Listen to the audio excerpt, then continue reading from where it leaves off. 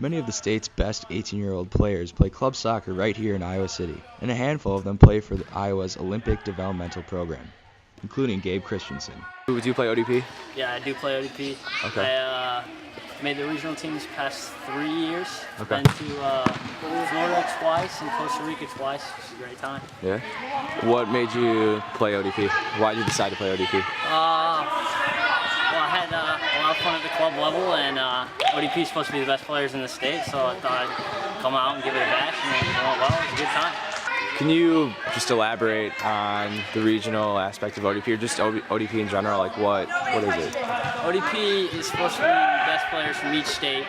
Okay. And then they go into regional camp, and there are 4 different regions, and you play each ODP team.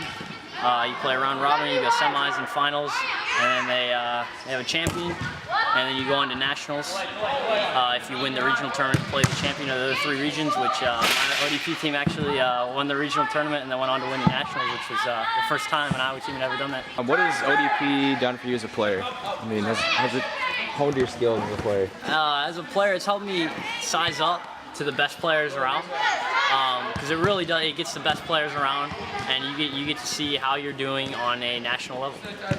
Gabe's teammate Connor Trenoris, who commutes from West Des Moines twice a week to play with Eastern Iowa United, also plays ODP. I noticed your shirt. You play for Iowa ODP? Yeah, I played for Iowa ODP for 4 years. We were part of the team that won regionals 3 years in a row. We went to nationals twice, got 3rd the first year, and won nationals the first year. So you played with ODP last year then, right? Correct. Can you talk to me about the experience in Phoenix, what that was like?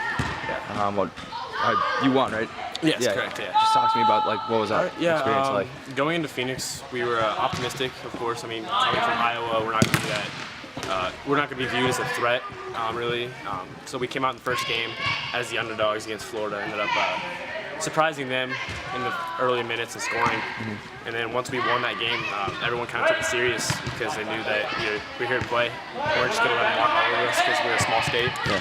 So going into the final, we were playing the same team we played the first round last year in nationals, and they beat us 4-0 or 3-0. But it was a definite domination of their team beating us. So they came out overconfident, and we came out with wanting to get a little bit of revenge since they kind of manhandled us last year.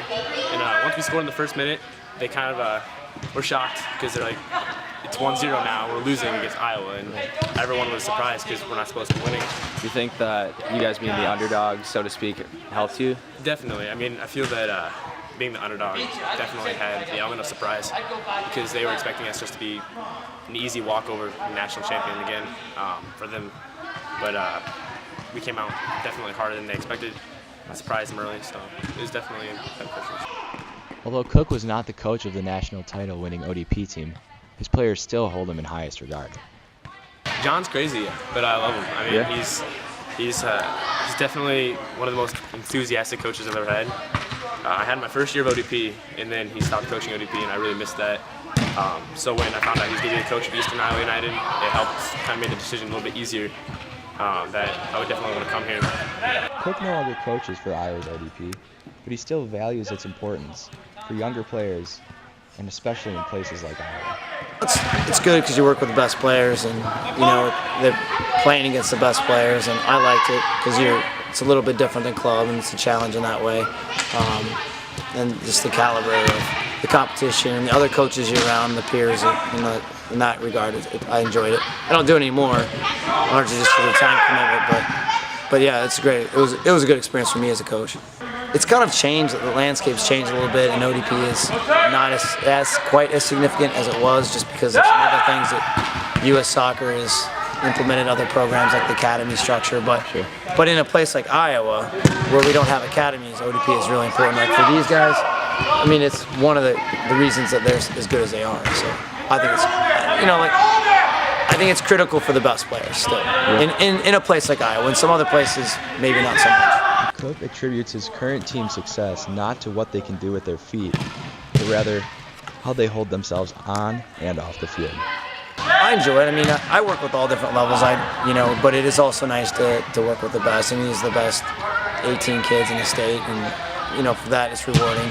But I think the biggest thing with this particular group is just that their caliber, of the kind of kids they are. They're hard workers and they're tough, and they don't. I mean, they've really kept their ego in check. They've had a lot of success, and they're really pretty modest. And for me, that's probably the best part of it. They're just good kids. So.